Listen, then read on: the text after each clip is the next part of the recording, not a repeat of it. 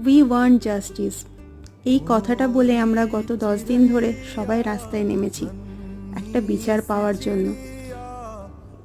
অনেক ইউটিউবার, অনেক ব্লগাররা সুন্দরভাবে জাস্টিসের অনেক ব্লগ দিয়েছে, ভিডিওস দিয়েছে, কিন্তু আমি এতদিন দিইনি।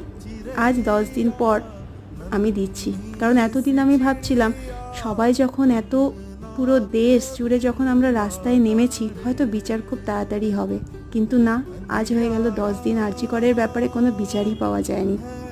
আর আমরা রাস্তায় নেমে এটাও বলছি মেয়েরা আমরা কি সত্যি স্বাধীন, কিন্তু এই কথাটা বলে আমরা অপরজনকে এটাই বোঝাচ্ছি যে আমাদের স্বাধীনতা নেই। বরং আমাদেরকে এই কথাটা বলা উচিত রাস্তায় দাঁড়িয়ে, আমরাও স্বাধীন, আমাদের স্বাধীন হওয়ার অধিকার আছে, মেয়েদের স্বাধীন হওয়ার অধিকার আছে।